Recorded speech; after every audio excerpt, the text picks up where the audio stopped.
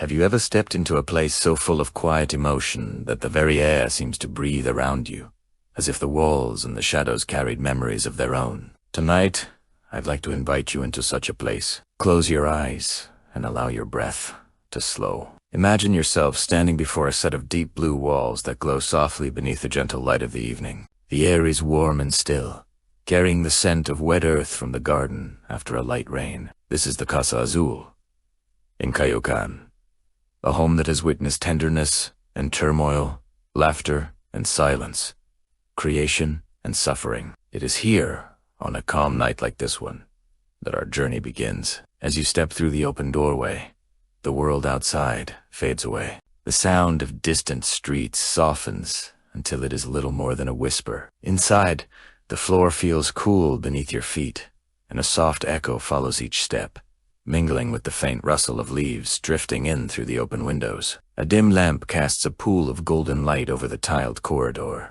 Shadows stretch across the walls, settling gently over shelves filled with books, brushes, and small clay figures that seem to guard the stories of this house. Each object carries the quiet weight of a life lived intensely, as if the stillness itself were alive. Move forward a little more and you will find yourself in the garden. The night air wraps around you with the softness of a shawl. The moonlight falls upon tall green plants, their leaves glistening with lingering drops of rain. A stone fountain murmurs softly at the center, its waters reflecting the stars above. The scent of blooming jasmine floats lightly in the air, mingling with the deep, earthy aroma of the soil. This garden was once a sanctuary for a girl who would become a painter, a place where she observed the delicate dance of light and shadow, and where she learned to listen to the world with her eyes. Somewhere in the house, perhaps in a corner room lit by a single candle, you might imagine the gentle scratch of a paintbrush against canvas. It is a sound that feels almost like breathing,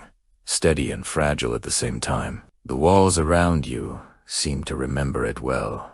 They carry echoes of quiet determination, of nights spent fighting pain with colors so vivid they seem to rise out of the very air. In this house, suffering never existed alone. It always traveled side by side with creativity, defiance, and a spirit that refused to dim. The warmth of the night settles deeper into the rooms, as if embracing the very memories that linger in their corners. The furniture is simple, the decor vibrant, each piece touched by hands that understood intimacy and identity.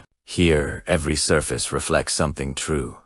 A mirror framed in bright colors, a small bed draped in embroidered, cloth brushes resting next to jars filled with pigments, and walls adorned with faces that look back at you with quiet intensity. It feels as if the house itself were waiting for your arrival, inviting you to walk a little slower, breathe a little deeper, and see the world through a more tender lens. Tonight, we walk through these rooms not as visitors, but as gentle observers of a life shaped by beauty and sorrow. As you breathe in the warm air of the Casa Azul, allow yourself to settle into its rhythm. Feel the smooth wood beneath your fingertips, the coolness of the stone walls, the soft brightness of the candlelight flickering near the window. Listen to the sounds around you.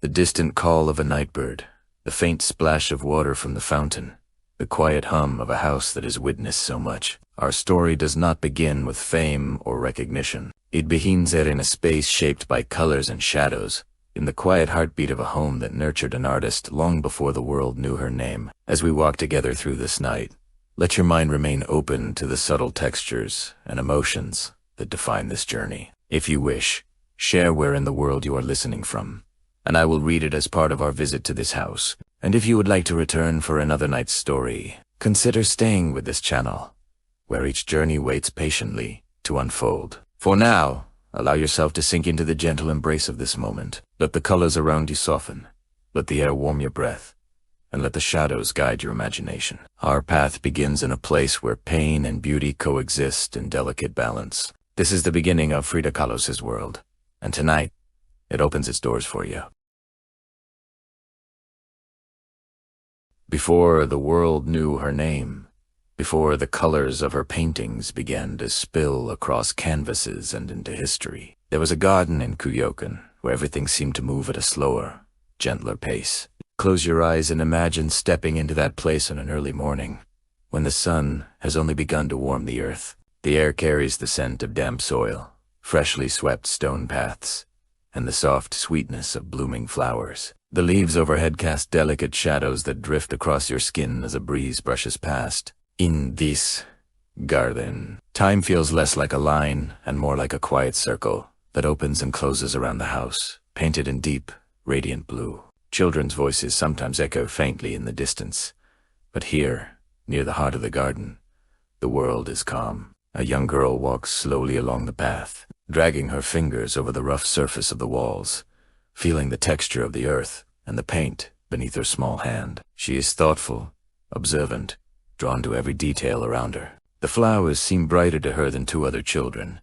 The sound of birds seems sharper, the patterns of light more captivating. She pauses, often, tilting her head slightly as she considers the shape of a petal or the way the branches above her sway in the breeze.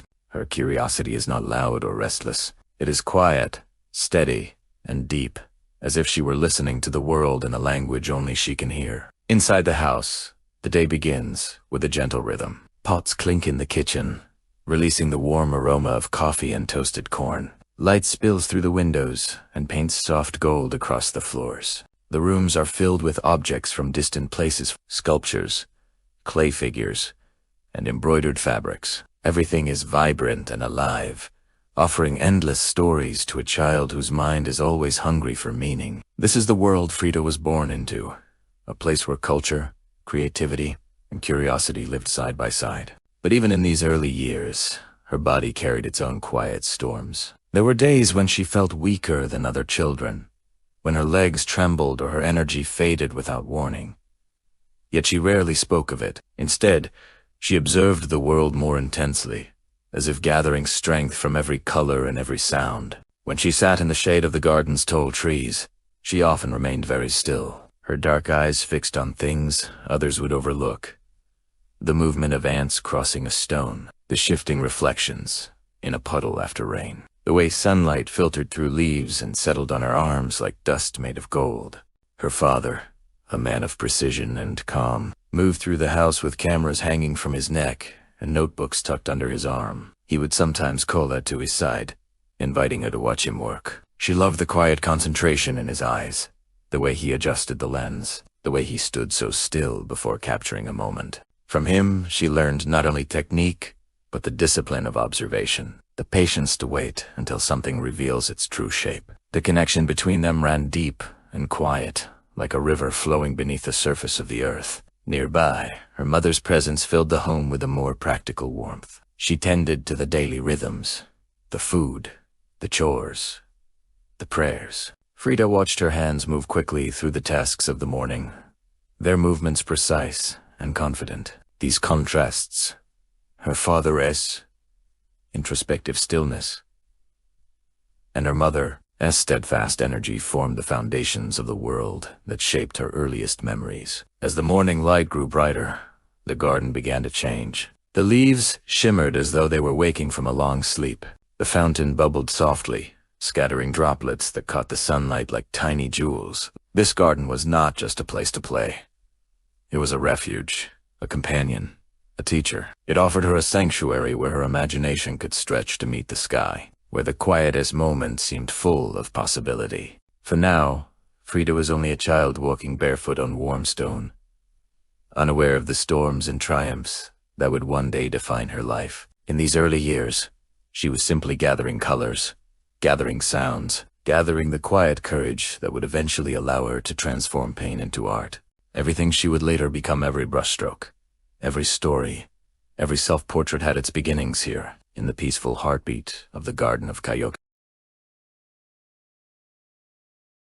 As the years passed, the quiet garden that had once been the center of Frida's world began to reveal new depths to her growing mind. She was no longer the small child who traced the walls with her fingertips. She had become a girl whose gaze held a peculiar intensity, as if she carried both sunlight and storm clouds behind her eyes. The days in Kyukon still unfolded with the gentle rhythm of a small town, but inside her, a different kind of movement stirred, restless, curious, and searching. On many afternoons, while other children played with lively energy in the dusty streets, Frida found herself drawn inward. She preferred the corners where stories could hide, the dim hallway where her father kept his tools, The stack of books with frayed covers in the sitting room, the window where she could watch the world go by without being seen. Her imagination grew sharper each day, fed by tales of explorers, myths from distant lands, and the quiet mysteries of her own home. She did not simply read stories. She inhabited them. She filled their empty spaces with vivid details, giving shape to unseen worlds. But her body often reminded her that she walked a different path. Illness had wrapped itself around her childhood like a shadow that refused to let go. When a fever weakened her, she retreated to her bed, the ceiling above her becoming a kind of map for her thoughts. Instead of frustration, she greeted these enforced moments of stillness with the resilience of someone who had already learned that the mind can travel even when the body cannot. She watched the patterns of sunlight shift on the walls, inventing characters and conversations from the shapes they formed. She listened to the distant hum of the neighborhood and allowed it to lull her into places where dreams blended seamlessly with waking life. Her father noticed this inner world taking shape. On the days when she felt strong enough, he invited her to accompany him on his walks or to assist with his photography. He taught her about light, how it softened when filtered through clouds, how it sharpened in the clear heat of midday, and how it could reveal the truth or hide it. Frida absorbed these lessons with quiet devotion. She grew fascinated by contrasts, brightness and shadow, fragility and strength, what is shown and what is concealed. These contrasts would one day become the foundation of her art, but for now, they were simply another language she was learning to speak. There were moments, too, when a spark of rebellion flickered in her. She moved with a certain confidence through the halls of the Casa Azul, unafraid to speak her mind or question the things she found unjust. Her laughter was sharp and quick, her opinions bold for a girl of her age. She carried herself as if she already knew that life would demand much of her, and she was preparing herself, piece by piece, to meet those demands. Yet beneath that spirited fire, a tenderness remained. She felt deeply joy, curiosity, frustration, love all woven together in a way that made her both fierce and fragile. Her friendships reflected this complexity. Some children admired her wit and intensity, while others kept their distance, unsure of how to approach someone who seemed to see through them with such clarity. But Frida did not mind. She preferred a small circle, individuals she could trust, people who understood her need for both closeness and solitude. With them, she shared secrets, jokes, and whispered dreams about the future. She spoke of becoming a doctor, of helping others heal, of traveling beyond the familiar streets of her neighborhood. Even then, she carried a quiet desire to mend what was broken, something she would eventually do not with medicine, but with art.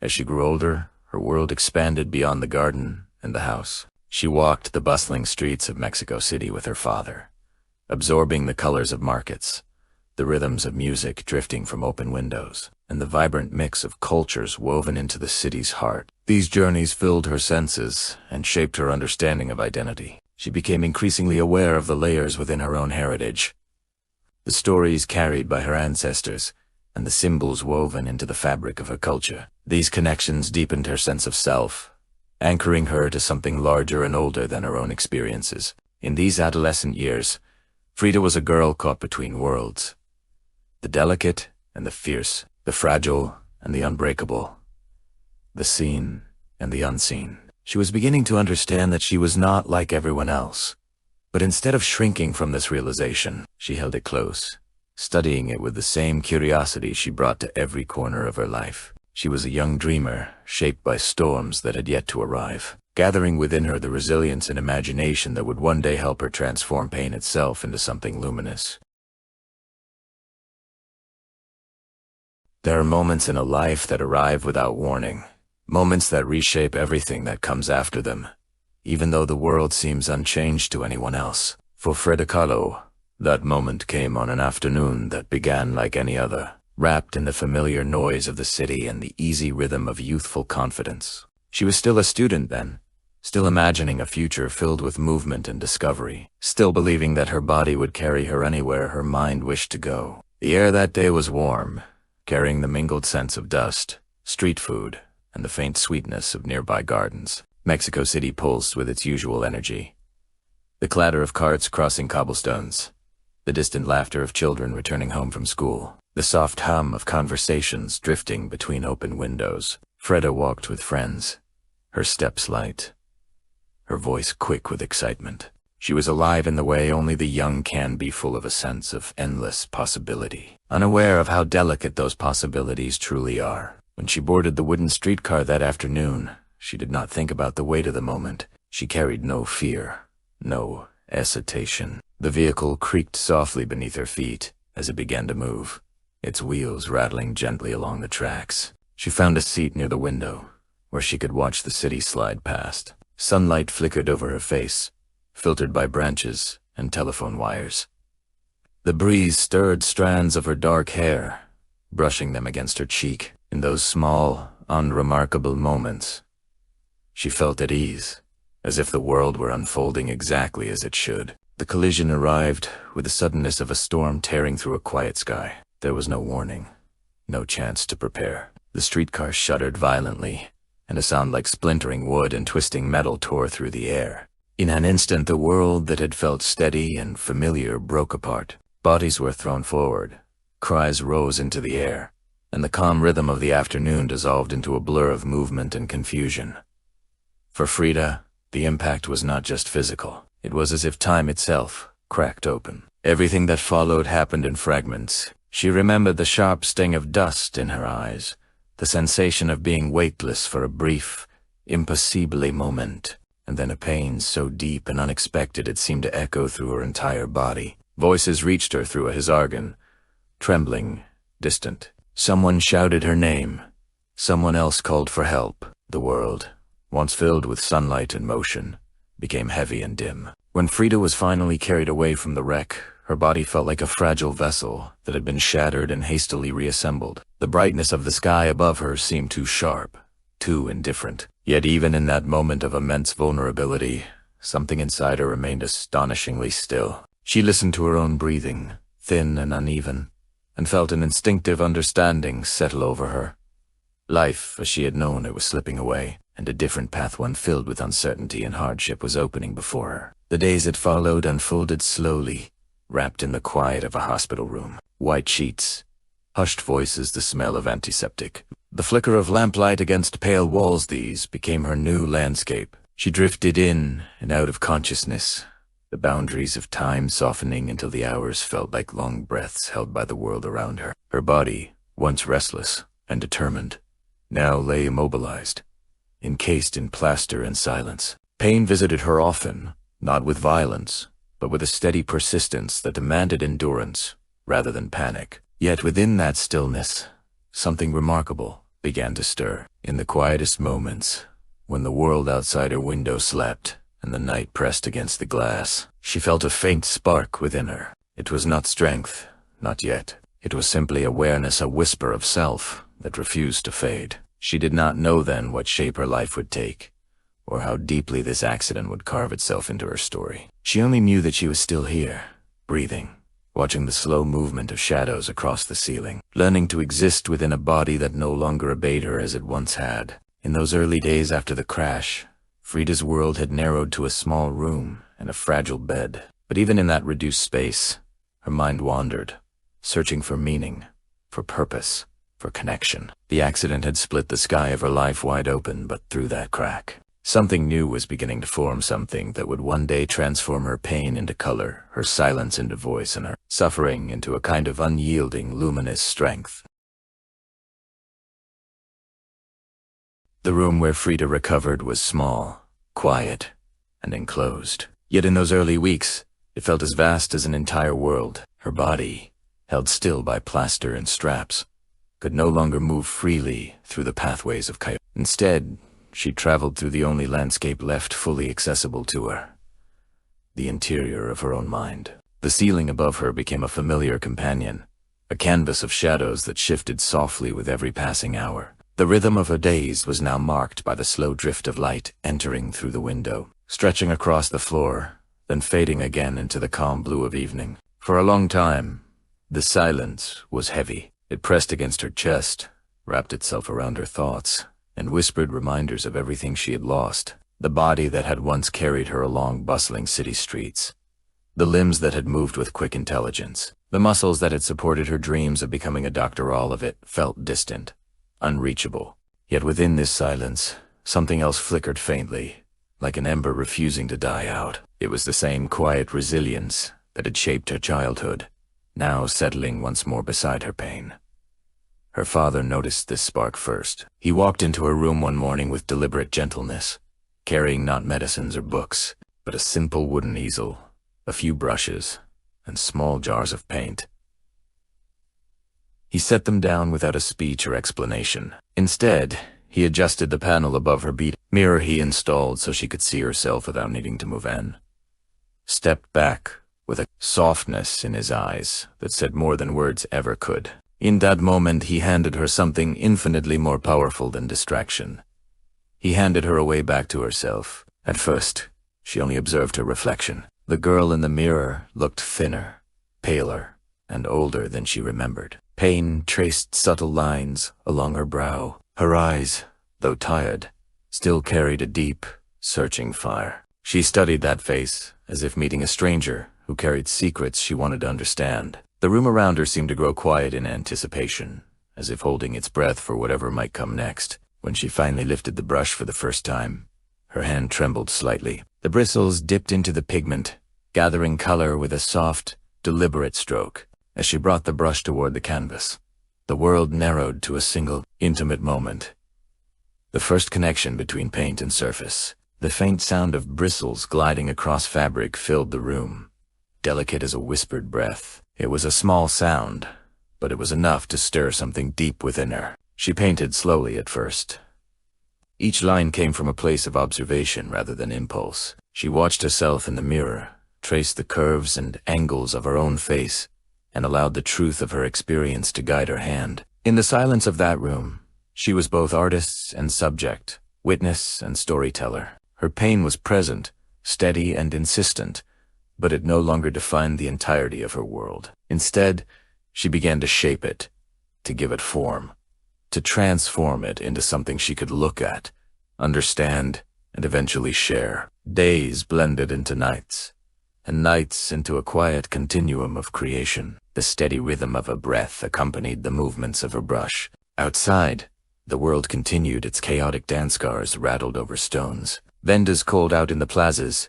Children played beneath the fading light, but inside her room, time moved differently. It softened around the edges, allowing her to work at a pace dictated not by urgency but by contemplation. Her mother would sometimes enter with food or fresh water, pausing at the doorway to watch her daughter painting in absolute stillness. She did not always understand the images that emerged from Frida's hands, faces filled with intensity, colors that pulsed with emotion, but she recognized the healing woven through each stroke.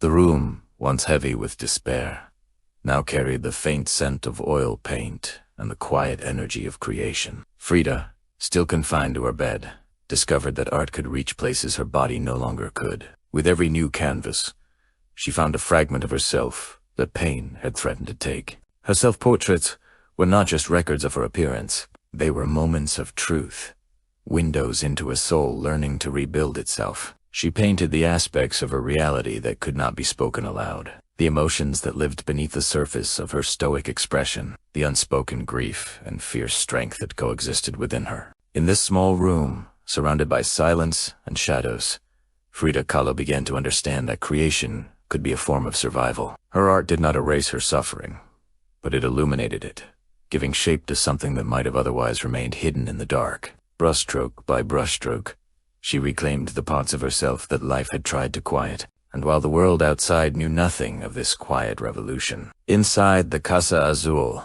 a new voice was being born, one that would one day speak to millions.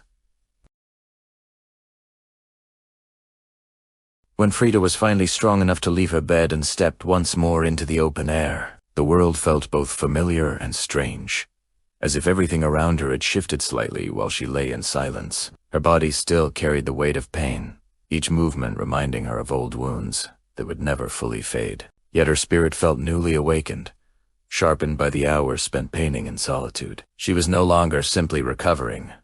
She was becoming. It was during this delicate period of returning to the world that she found herself drawn into the orbit of a man whose presence filled any room he entered. Diego Rivera was already a recognized figure, known not only for his immense murals, but for the boldness of his ideas and the imposing gravity of his personality. Frida had seen him before years earlier, as a teenager, watching him paint from a distance intrigued, not just by the size of his work, but by the intensity with which he inhabited it. Now, their paths crossed again, not as distant observer and admired artist, but as two lives beginning to approach one another. Their first conversations unfolded with surprising ease. Diego listened to her with genuine attention, his deep voice carrying a warmth that pushed through the air like a slow, steady wave. When she showed him her early paintings, expecting polite encouragement at best, he took them into his hands with the seriousness of a man examining something rare. He saw in her brushstrokes the raw force of someone who painted not for approval, but for survival. He recognized in her colors a depth of emotion that could not be learned or imitated. In his eyes, she was already an artist one, with a voice distinct and powerful, even if the world had yet to hear it. Frida felt something shift inside her as she watched him respond to her work. She admired his courage, his unfiltered honesty, his unapologetic hunger for life. There was something magnetic about him, a gravity that drew people in, even when they knew it might consume them. His presence was overwhelming, yet strangely comforting, like standing beside a bonfire, warm, dangerous, and impossible to ignore. Their relationship unfolded slowly at first, woven from conversations that stretched into the late afternoon and shared glances that carried more meaning than words. But beneath the surface, deeper currents were forming. Diego saw in Frida a strength that defied her fragile appearance, a brilliance shaped by suffering and resilience. Frida saw in Diego a force of nature, someone who understood passion and creation in ways few others could. They recognized something familiar in each other, a hunger to express, to transform, to live fiercely, despite the world's expectations. Yet even in these early days, their bond carried the quiet tension of a story destined to be both luminous and painful.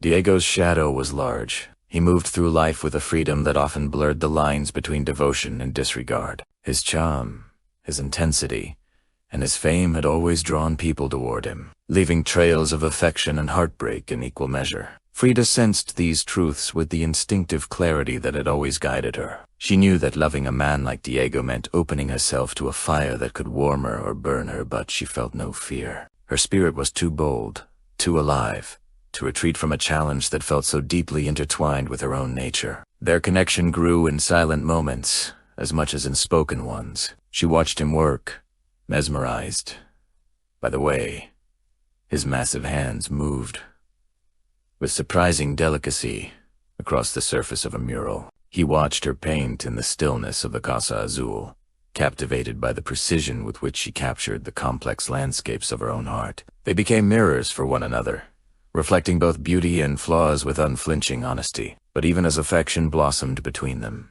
subtle conflicts began to flicker at the edges. Diego's life was full of shifting passions and loyalties, and Frida's was marked by a deep need for emotional truth. She craved connection that was steady and authentic, while he drifted through relationships with a restless ease born from a lifetime of artistic freedom. Their worlds were not opposite, but they were not perfectly aligned either. The tension between them was quiet for now, but it existed like a thin line of smoke rising from a fire not yet fully lit. Still, in these early chapters of their relationship, hope outweighed fear. The shadows did not yet dim the light. They walked through gardens, shared stories, touched hands with quiet certainty. Frida carried her pain with her, but beside Diego, she felt a new kind of strength bloom within her, one that helped her stand taller, breathe deeper, and believe in the path unfolding before her. Their union was not simple, nor gentle, but it was real, and in its early glow, it felt like the beginning of something that neither of them fully understood, yet both instinctively welcomed. The day Frida and Diego married was warm, bright, and filled with the kind of expectation that lives quietly beneath the surface of a great decision. Their wedding did not have the elegance or grandeur that people later imagined. It was simply held in a courtyard where the air carried the scent of earth and roasted coffee, where guests whispered with curiosity about the unlikely pairing before them. Diego, towering and broad, stained with traces of paint that seemed permanently etched into his hands, stood beside the much smaller figure of Frida, dressed in colors that reflected her own radiant spirit. They looked, many said, like an elephant and a dove. Frida only smiled at the comparison, knowing that the truth between them could not be reduced to such an easy image. Their marriage was not a union built on calm predictability. It was a bond forged between two artists who understood the world and each other through intensity rather than ease. Together, they stepped into a life filled with creativity, passion, and the unspoken understanding that their love would demand everything from both of them. Frida walked toward this new chapter with open eyes, aware of Diego's history, aware of the cycles of affection and infidelity that shaped his past. Yet she believed, with a quiet but fervent conviction, that their connection carried something different, something worth the risks. At first, their life together unfolded with unexpected tenderness. They traveled through cities where the heat shimmered on the streets, and the sound of distant music drifted through open windows. Frida watched Diego paint vast murals that rose toward the sky, their surfaces alive with stories of workers, families, and the heartbeat of a nation. She admired not only his skill, but the purpose behind his art, the way he poured his beliefs into every figure he created. Diego, in turn, encouraged her to continue painting, insisting that her work held a rare truth and vulnerability the world needed to see. He spoke of her talent with a reverence that warmed her even on days when pain crept back into her body with sharp, unwelcome persistence. Yet, as the months passed, the shadows that had always lived around Diego began to move closer. His charm, his openness, his appetite for life. There drew people toward him constantly, blurring boundaries that Frida had hoped their marriage would strengthen. There were late nights when he returned home carrying the scent of alcohol and unfamiliar perfume, his stories too vague, his explanations too practiced. Frida listened, her eyes steady and searching, absorbing his words with the quiet resignation of someone who loves deeply despite the cracks forming beneath her feet. Their home became a place of contrasts. One room might be filled with laughter, visitors, and vibrant conversation. The next might hold silence so thick it felt like another presence lingering in the air. Frida learned to navigate these changes with grace, though each shift cost her something. She felt joy in the moments when Diego admired her paintings, when he rested his large hand gently on her shoulder as she worked, when he shared his dreams openly. But she also felt the sting of betrayal when his affections wandered, when promises slipped through his fingers like water, when she sensed that his heart could never fully belong to one person alone. Still, she did not withdraw. Frida was not made of fragile material, even if her body often betrayed her. She faced their challenges with the same fierce determination she brought to her art. She confronted her own heartbreak with honesty, refusing to let bitterness overtake her. She sought meaning in their shared experiences, in the complexities of loving someone whose fire burned both warmly and destructively. Theirs was not an easy marriage, but it was undeniably real, woven from passion, conflict, devotion, and the unspoken awareness that each needed the other, even when their paths diverged painfully. There were nights when Frida lay awake, listening to Diego's breathing, feeling the ache in her spine pulse with the slow rhythm of the darkness. She would study the ceiling above her, tracing the familiar cracks in the plaster, letting the stillness settle around her like a blanket. In those moments, she understood that her life with Diego was a mirror of her own body, resilient, fractured, beautiful, and aching all at once. Their love did not heal her, but it gave her something she had long needed, a deeper well of truth from which to paint. Travel changed them. In foreign cities, surrounded by unfamiliar sounds and colors, Frida felt both freedom and displacement. She watched Diego become absorbed in new projects, new admirers, new environments. She stood beside him in public, a figure of quiet strength.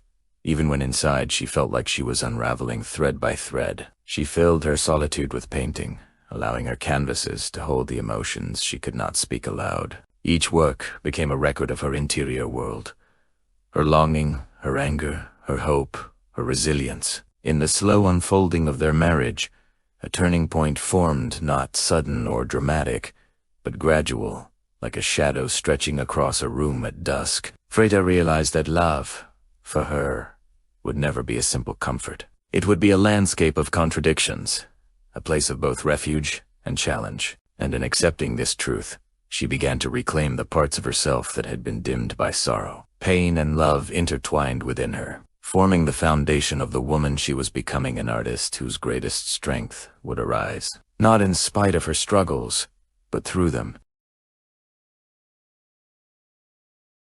The years that followed were marked by a quiet rhythm of loss and endurance, a rhythm Frida learned to move with even when it weighed heavily on her spirit.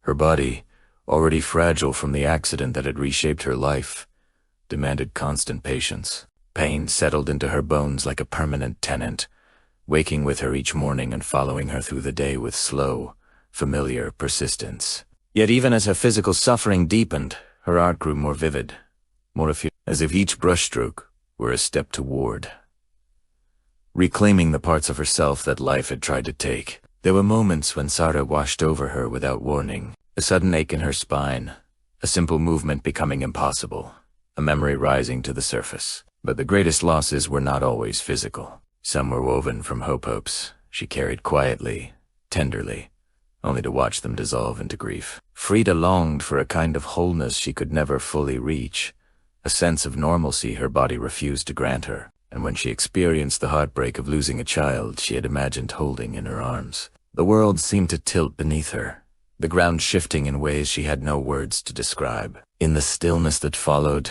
she retreated once more into the sanctuary of her studio. The canvas became both witness and companion, a place where she could release emotions too delicate for conversation. Her grief flowed through her brushes in colors that pulsed with raw, unmisted deep reds, stark blacks, muted greens. The images she created were not designed to soothe.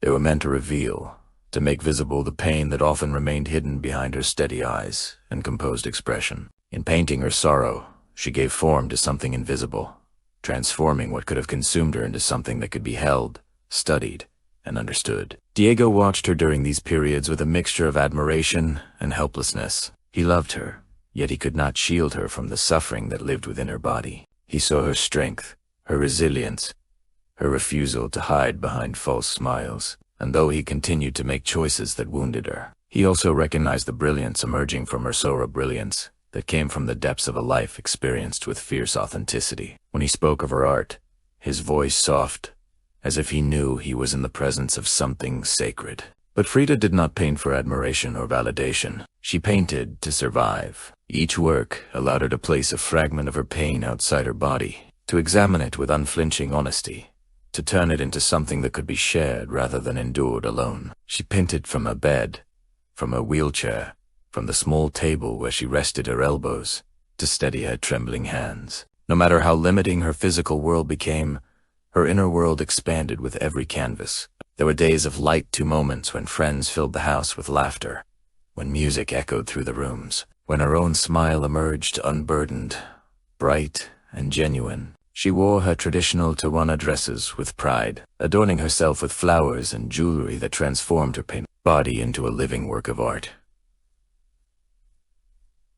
These bursts of color were not disguises. They were declarations of life, reminders that beauty could exist alongside suffering without diminishing it. In the middle of this delicate balance, Frida learned the quiet lessons that shaped her spirit. She discovered that strength does not always roar. Sometimes it whispers in the smallest gestures of persistence. She understood that hope can return even after being broken, reshaped into something new. She realized that the human heart can hold both joy and sorrow without tearing, that it can stretch to accommodate even the most conflicting emotions. Her paintings during these years became a chronicle of a transformation, a diary written not with words, but with images pulled from the deepest corners of her being. She painted herself again and again, not out of vanity, but out of necessity. She was her own muse, her own subject, the one person she understood intimately enough to portray with absolute truth. And in each self-portrait, she confronted her pain while refusing to be defined solely by it. In embracing both her wounds and her fire, Frida stepped into a new chapter of her life, one shaped not by what she had lost, but by what she was learning to create from those losses. She had become an artist whose work was not only seen but felt, an artist who turned suffering into a kind of illumination, a quiet, unwavering flame that continued to grow even in the darkest moments. As Frida moved through adulthood, her world expanded beyond the walls of the Casa Azul, and the shadows of her private struggles.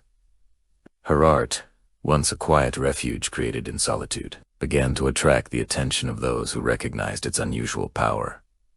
She did not chase this recognition. She never painted with the intention of pleasing others, yet her honest draw, fearless and intimate, called to people in ways she could not have predicted. It was as if every stroke she placed on the canvas carried a pulse, a heartbeat that resonated far beyond her own experience. Her paintings traveled before she did. They appeared in small exhibitions, then in larger ones, where visitors paused before her self-portraits, not out of polite curiosity, but because they felt themselves being seen through her gaze. She portrayed herself not as an idealized figure, but as a woman confronting her own existence with unwavering clarity. Viewers found in her eyes a reflection of their own vulnerabilities, their own pain, their own quiet strength. Her art did not comfort them. It invited them to witness something real. When Frida accompanied Diego to the United States, she stepped into cities filled with noise, ambition, and possibility. Skyscrapers rose like monuments to modernity, and the pace of life moved with a speed that overwhelmed and fascinated her. At exhibitions and gatherings, people approached her with admiration, intrigued by her presence, her style, her unmistakable charisma. She spoke with a mix of sharp wit and heartfelt sincerity, often stealing attention not through volume but through depth. In rooms filled with confident voices, hers carried a unique stillness that made others lean in to listen. Yet even as her reputation quietly grew, Frida remained grounded in the core of who she was. She observed everything with the same intense gaze she had developed as a child, studying faces, landscapes, and emotions with an artist's precision. She took in the vast industrial scenes of Detroit, noting the metallic scent of factories and the restless energy of workers moving like cogs in a machine. She felt the contrast between the wealth she encountered and the poverty lurking just beyond it. These impressions entered her mind and settled into her art, deepening her understanding of the world and sharpening her sense of identity. Despite the fascination of new surroundings, Frida often felt a tug toward home. She missed the vivid colors of Mexico, the warmth of its people, the sound of Spanish rising and falling like a familiar song. In foreign cities, she sometimes felt suspended between two worlds, admired yet misunderstood. She carried her culture like a living flame, wearing her traditional Tijuana dresses with pride, decorating herself with ribbons, flowers, and jewelry that reminded her of her roots. She became, almost unintentionally, a symbol of Mexican identity and embodiment of heritage, expressed through fabric, color, and spirit. It was in these years that Frida began to understand her own voice as an artist. Not the literal voice used in conversation, but the deeper one that spoke through her canvases. She realized that her work did not need to mirror anyone else's style or follow established movements. Her art was formed from her unique life, her body, her history, her imagination. It carried a truth that could not be replicated, and she embraced that truth with growing confidence. People began to ask her about her inspirations, her symbols, the stories behind her images. She answered simply, often with a touch of humor, but inside she knew the real explanations lived in places beyond language, places of memory, sensation, and emotion. Her paintings were coated with her own mythology, a personal world where plants, animals, hearts, blood, roots, and wounds coexisted with a startling beauty. She was not just painting pictures, she was building a universe. Back in Mexico, as news of her rising presence spread quietly, young artists, writers, and intellectuals sought her out. They visited her home, drawn by her authenticity, her intelligence, and the way she embraced life with a mixture of candor and vulnerability. She welcomed them with warmth, offering food, tequila, and conversation that flowed late into the night. Her laughter, sharp and bright, filled the rooms, contrasting with the pain that still lived inside her. She became a magnetic figure in her community, not because she sought admiration, but because she embodied a kind of courage that others recognized instinctively. Through these years, her legacy began to take shape not in museums or textbooks, but in the hearts of those who encountered her. They saw a woman who refused to be diminished by suffering, who spoke the truth of her life without shame, who transformed her body into a canvas of resilience. Frida did not yet know how far her influence would one day extend, but the first threads of that legacy were weaving themselves quietly through her days. Her voice visual, emotional, unfiltered, had begun to rise. And though the world had only started to listen, the echoes of her truth were already traveling far beyond the rooms where she painted, marking the beginning of a legacy that would outlive her by generations.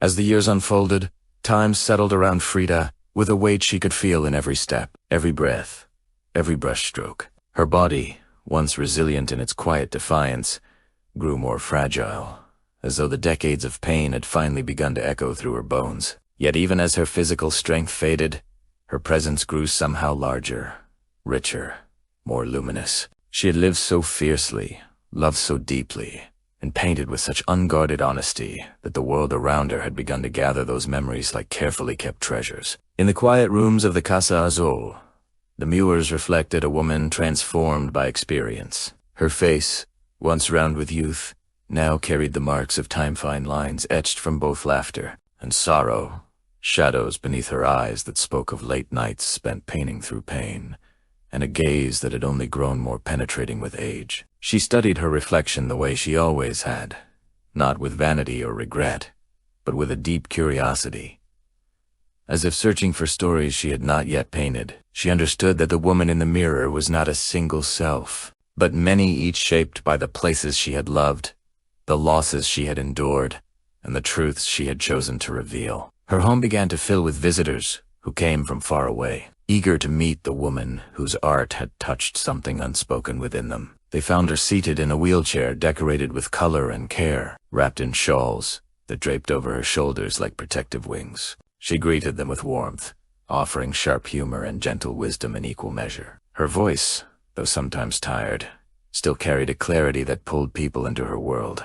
She spoke of life without embellishment, acknowledging its suffering while never denying its beauty. Those who listened felt a strange comfort, as if her honesty cleared a path for their own truths to surface. Even when confined to her bed, Frida continued to paint. Her easel was adjusted to angle above her, brushes arranged so she could reach them without strain. The canvases that emerged from these final years were not quieter, nor softer. They were bold, vibrant, unapologetically direct. She painted herself again and again, not out of habit, but out of an almost sacred fascination with the shifting landscapes of her spirit. Her self-portraits became windows into a life lived on the edge of vulnerability and resilience. In each one, her gaze met the viewer with unwavering honesty, as though daring them to look beyond surface and into essence. Outside the walls of the Casa Azul, Mexico itself changed. The political tides shifted, the arts blossomed, and new generations of creators found inspiration in her strength. Her work appeared in exhibitions alongside those of artists she had once admired in her youth.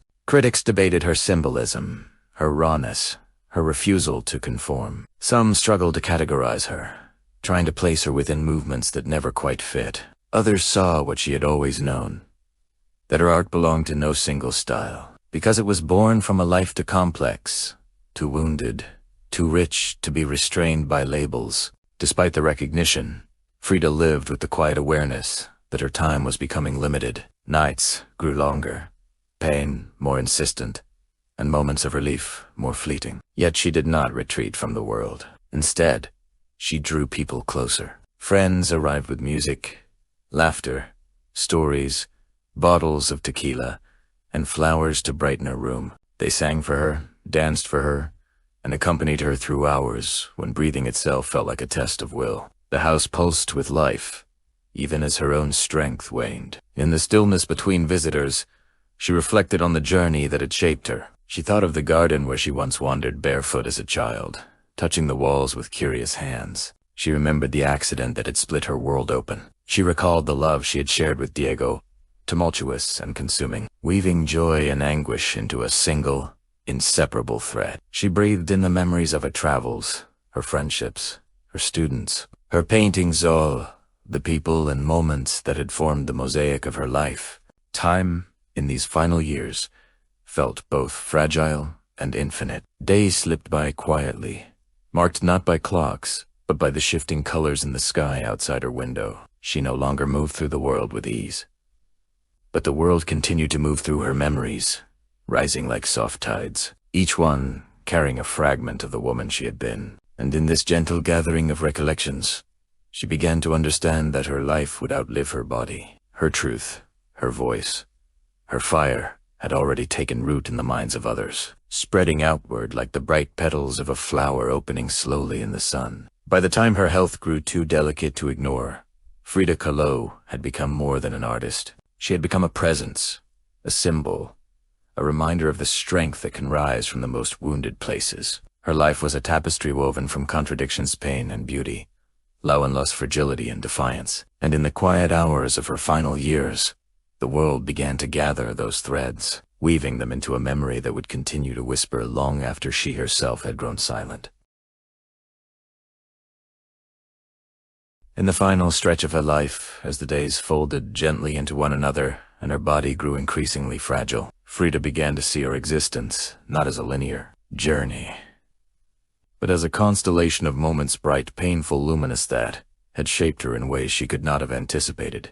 The Casa Azul, her lifelong sanctuary, became the quiet stage upon which these moments drifted back to her. Its walls, still glowing in that deep cobalt hue, held every echo of her laughter, her suffering, and her unbreakable will. Though her voice softened with time, her presence remained unmistakably strong. Friends still gathered around her bed with stories, music, and warmth. The smell of flowers, marigolds, roses, gardenias filled the rooms, mingling with the scent of paint and the earthy air drifting in from the garden. Even in her final months, she wore color-like armor, ribbons braided into her hair, bright shawls wrapped around her shoulders, earrings that sparkled when she turned her head.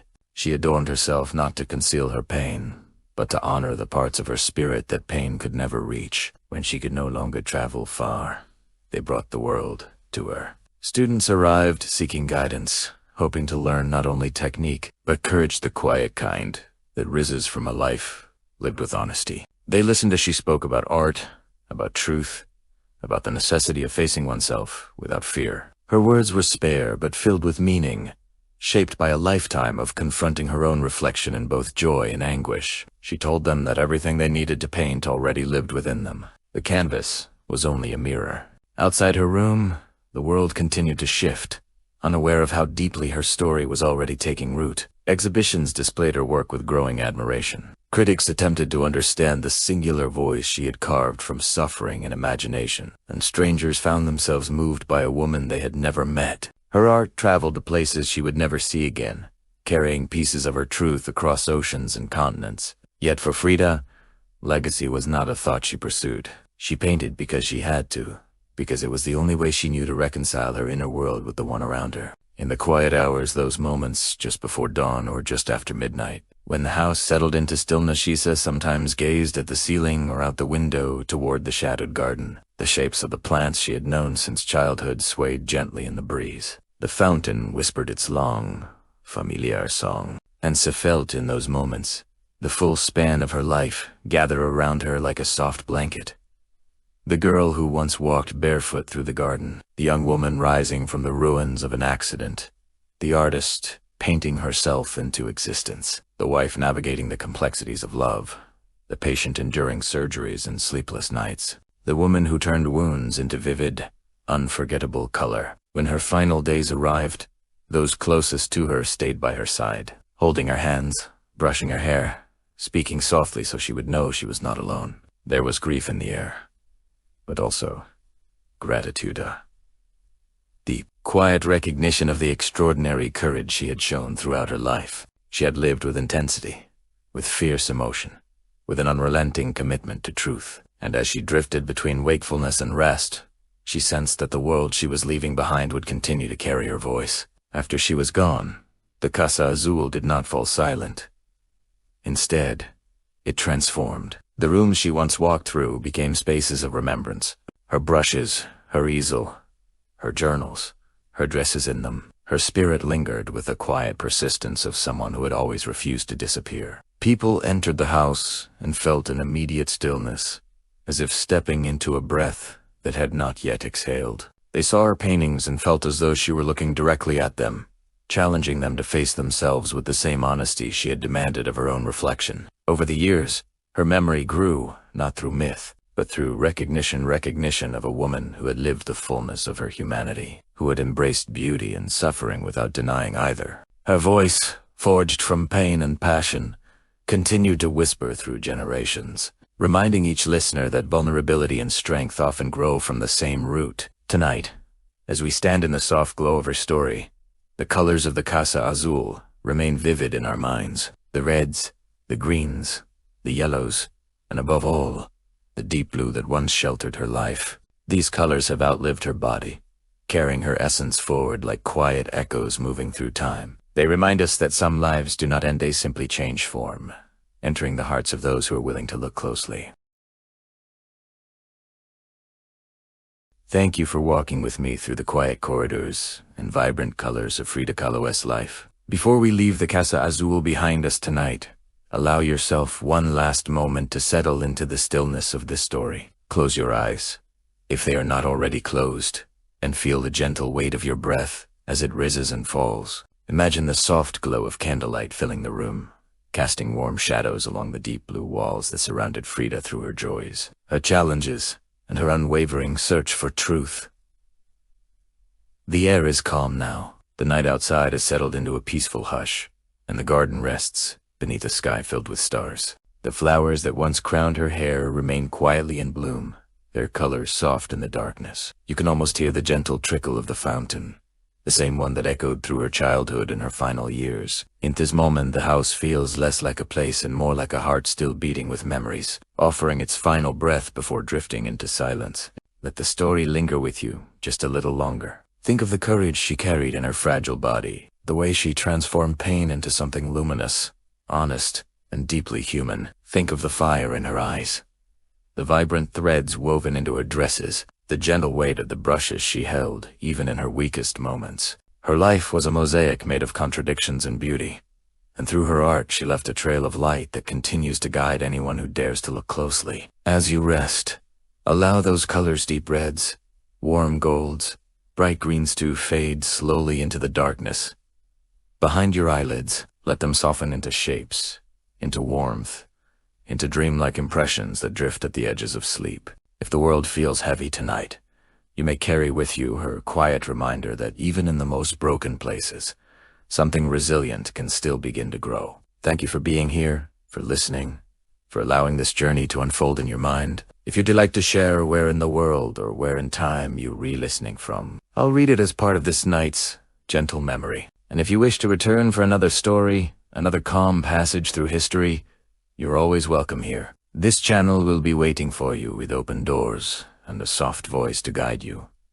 For now, let yourself drift. Feel your breathing slow, your body grow heavier, your thoughts settle like dust on quiet floors. Let the colors of the Casa Azul dissolve into the stillness of night. Let your mind wander gently into dreams, carrying with you the calm that this journey has offered. Good night.